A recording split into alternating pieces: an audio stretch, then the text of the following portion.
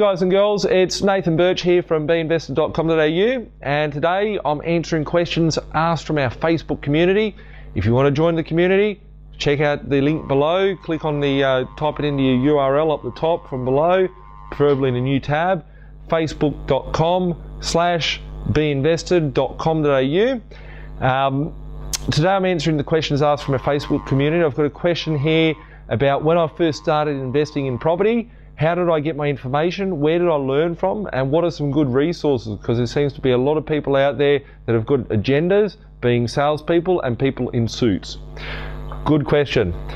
From my side of things, I'm just trying to think back to where I was. I was 13 years old. I saw, my family buy some properties. They were negative geared and all that sort of stuff, the stuff that I don't like. And I was excited about property at 13 years old, but there was no resources out there. I sat there. I was always good at maths. I worked out calculations, what sort of properties could I buy. I realised when I was, going to be able to sign a contract, if I was lucky to pass school and get a half decent job, I could get like a 40 grand a year wage one day and be able to buy a property. And I realised working backwards, I taught myself, I realised, shit, okay, I can only buy a certain amount of property, a certain amount of cash flow, a certain amount of savings ability, all that sort of stuff. I had to think smarter. So I guess I self-taught myself from inside the trenches, down on ground zero. Looking at other people out there, I read some, good reading materials, whether it be something like Robert Kiyosaki books, Rich Dad, Poor Dad, etc., etc. I read them later on. I did read a few property related books. There was a book once written by Steve McKnight, 0 to 130 properties in 3.5 years. That gave me a bit of motivation that there was cheap properties out there, but I didn't obviously adopt the strategy of that.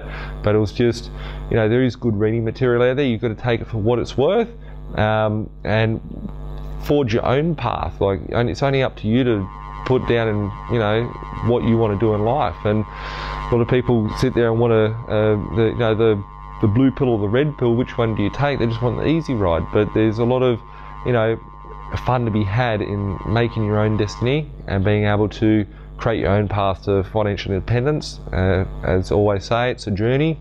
Having a fun story at the end of the journey to be able to talk about is obviously a bonus. And being able to get your information from different resources.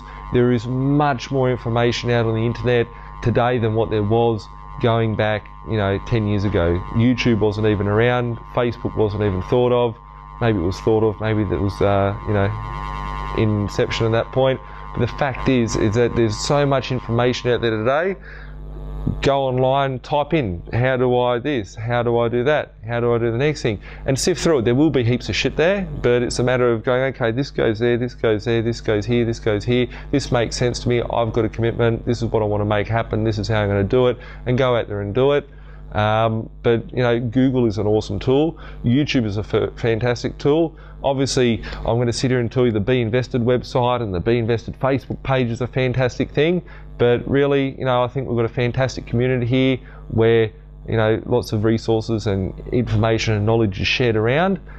So if you have questions, ask them. I'll keep answering questions on Facebook via the means of a YouTube video, so everyone can get to, benefit from the answers. So appreciate the answers, questions, keep coming through, and we'll catch up shortly.